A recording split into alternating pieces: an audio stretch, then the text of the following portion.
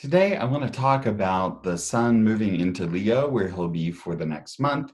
And also, there's three major signatures that are occurring in early September, which will be affecting to some degree or other through the rest of the year. So let's take a moment and go over all this information.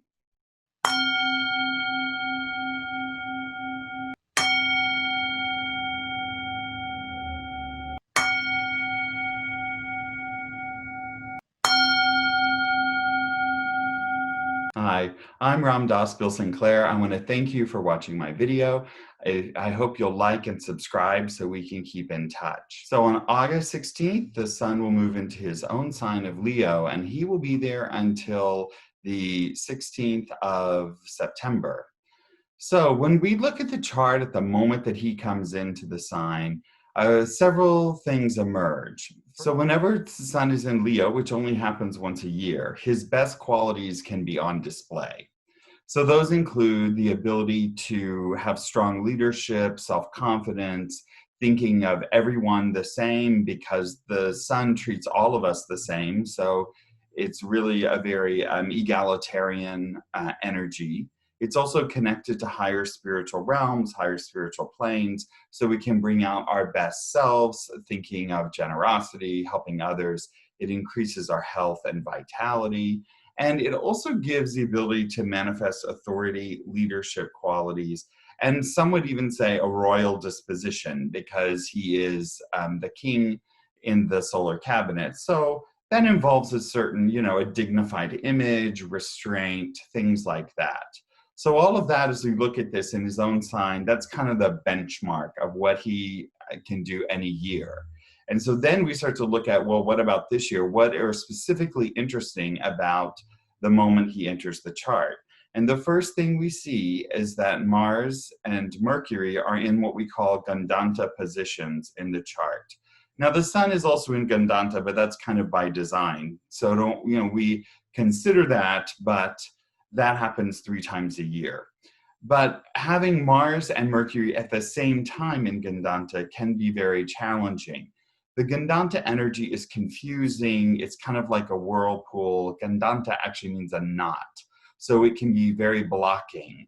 And because they're there at the beginning of this transit, some of that shadow will carry through the whole time that we're looking at this period until September 16th. So that means when Mars gets blocked up, then anger can't flow. He's restricted and doesn't feel action. So you can have eruptions, explosions, temper tantrums, anger. So if you have Mars prominent in your chart, this is something to keep an eye on. Mercury, on the other hand, is about communication, negotiation, making deals, all that kind of stuff. So those things may be stalled during this month. So we get that from the first look at the chart. The second thing we do see, which is the strength, is that all 3 fire signs, which would be Aries, Sagittarius, and Leo, are all occupied. And they're all occupied by the planet that rules their sign. Because we have Jupiter in Sagittarius, we have Sun in Leo, and we have Mars just moving into Aries. So this means the dominant energy here will be fire. Now, the first thing we think about is volatility and fire, but there is a better side to this. This is the fire signs are about what we call dharma, which is, I like to describe it as proper action. So a dharmic action is not for your own benefit, it's for the benefit of the common good.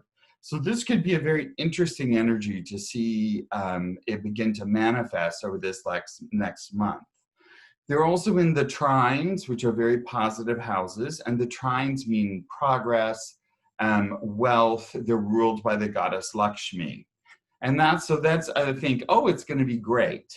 But the thing about Lakshmi is, like Lady Luck, as we say in the West, can be, she moves around a lot. So there's nothing in the 4 angles of the chart which would anchor her. So what this tells me is that things that maybe look like they're going to progress this month may not come to fruition, and they may not really hold in the long term.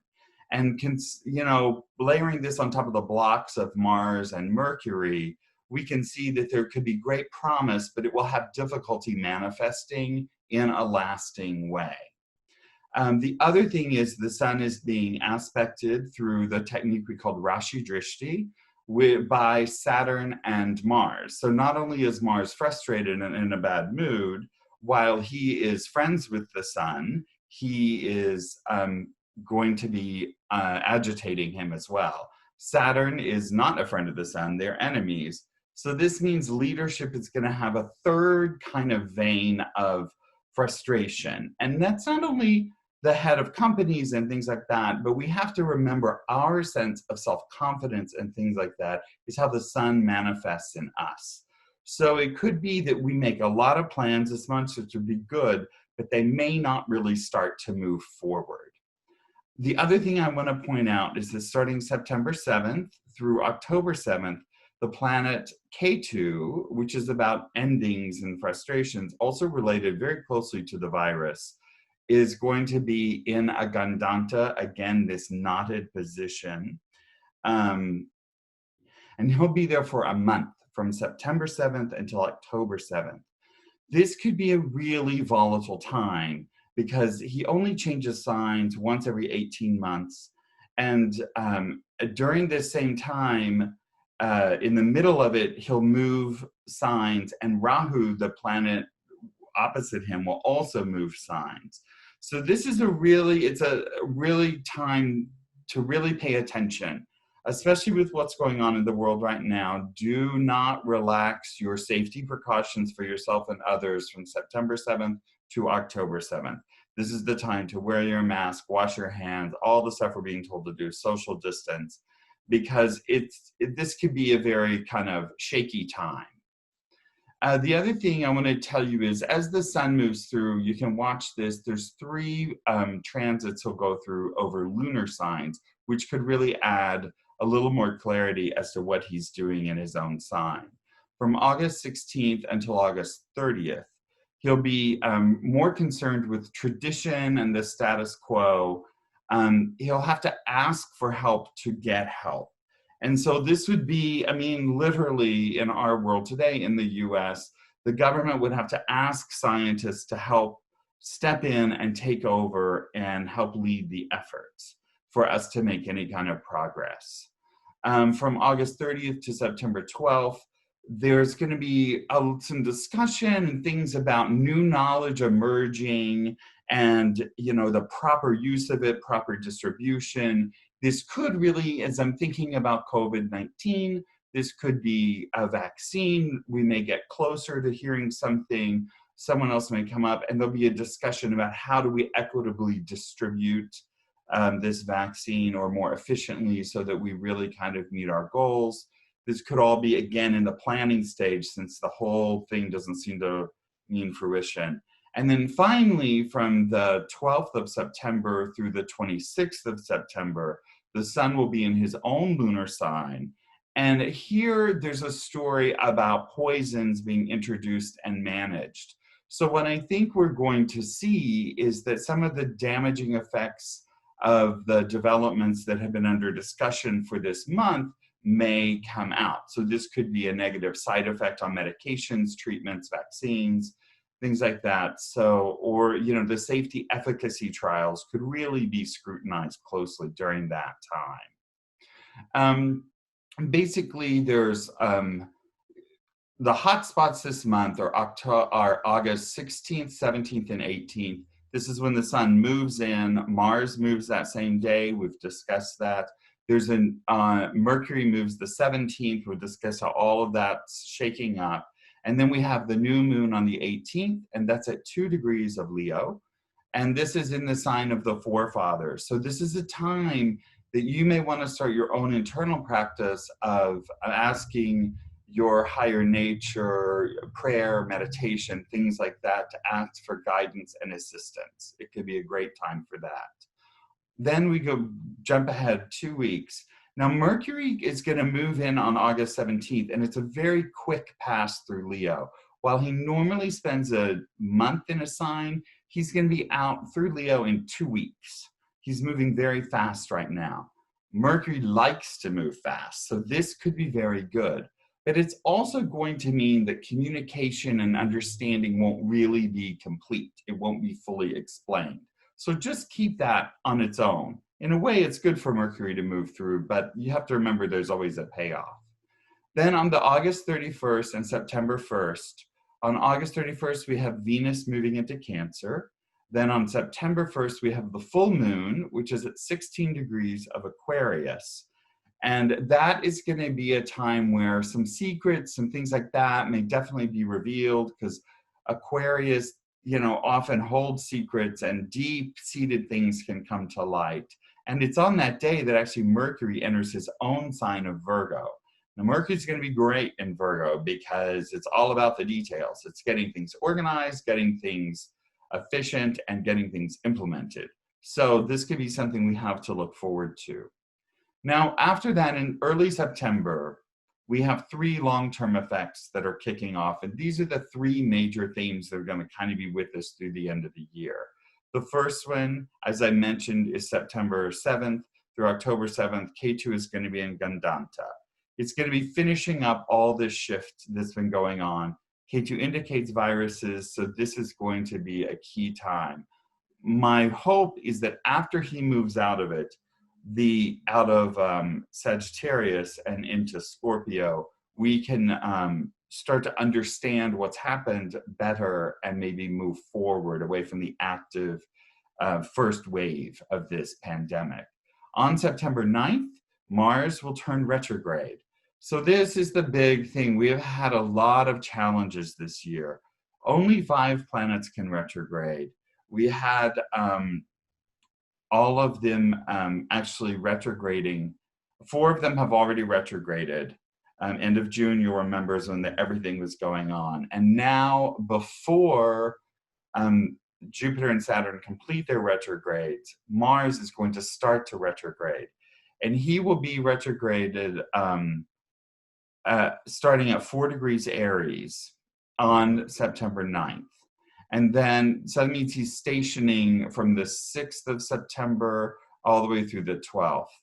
And then he'll turn direct on November 13th. So this is a long time. Now, one thing about Mars is that normally he is in and out of a sign in about 2 months.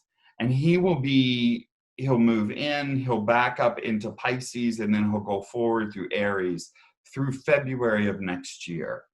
So this is going to be a long cycle that's going to carry some pretty important lessons. Because Mars rules accidents and injuries, and he's going to be in sign of Pisces for most of this retrograde cycle, we can look for challenges that arise unexpectedly. So it's best to be prepared just for whatever it is and keep maintaining your focus and your balance. The third major effect here is that Jupiter on September 12th will turn direct. So he has been retrograde since May 15th. So you think about, like, May 15th was when we were having all the discussions about we had to open up. And so now on September 12th, I think by then, when he turns direct and starts to move forward again through his sign of Sagittarius, we're going to get the final answer as to how and when we can open up. Because we didn't know, things happened, there's all this confusion. I think we're going to see more formalization, and we have a chance to learn the lesson from this very long retrograde period. And that will then help us to move away from this year of retrogrades that have been very impactful. So with that said, let's just go through sign by sign and see what it is. So if your ascendant is Aries or the moon for any of these, the sun will be in your 5th house. And this emphasizes interactions with children and creative endeavors. This is a great time to start a mantra practice. If your ascendant's in Taurus or the moon is there, sun will be in the 4th house. And it may bring to light areas of your home life which need to be reinvented, okay? Create a checklist and work through the details, and you'll feel happy and invigorated. For Gemini, sun will be in the 3rd house, where you will shine amongst your friends and your peers. Use this social capital to promote health and healing among yourself and your peer group as well. For Cancer, Sun will be in the second house, which is where your speech will resound from the mountains. Choose your words carefully, as the echo will come back to haunt you with equal strength. Proper diet is very important for Cancers at this time. For Leo, the Sun is in your first house, and it gives a radiance and a glow to your face and actions. Great accomplishments are possible. Balance exercise and relaxation, however, to make sure that you stay even-keeled. Virgo, Sun is in your 12th house and can give deep insights into feelings and actions of others. If you take time to look objectively, you'll be able to really understand what's going on. And this could be some long standing issues. So take time to do that. Again, regular sleep and waking cycles will be an important part of maintaining your balance. For Libras, Sun in your 11th house will help overcome health issues, and it may fulfill deeply held wishes. Positive thinking and meditation will help you to maintain an equilibrium. Can you see how everything is about maintaining equilibrium right now? Because the Sun in Leo can heat everybody up too much. So it's a key to managing this for all of the signs. For Scorpio, Sun in the 10th house illuminates the next step for your career and may also reveal how you are viewed by others. A solid reputation is your most valuable asset. Use that in making all of your decisions. Sagittarius, Sun will be in the 9th house, and this brings teachers and mentors who will deepen your understanding of the knowledge. Advanced studies can be successful if you start during this transit. For Capricorn, Sun is in the 8th house, and it will enlighten areas that have been confusing and challenges that are not yet resolved. Use the Sun's strength to evaluate the next steps more clearly. You may find that some issues will release their hold on your life. For Aquarians, the Sun is in the 7th house and can show areas where you can strengthen business and intimate relationships. Sun treats everyone equally, so honest dialogue can be the best way to establish these relationships or repair ones that you currently have. Pisces, Sun is in the 6th house and can resolve outstanding conflicts in your favor. Try not to get overheated during these interactions and remain detached. Karma will bring everything to you in time. I'm so glad that you watched the video today. I hope this information will help you to navigate the times ahead for this next month. Remember, it's all about breathing. The planets are working. By understanding the pitfalls, you're able to avoid them with just a few careful actions. Namaste.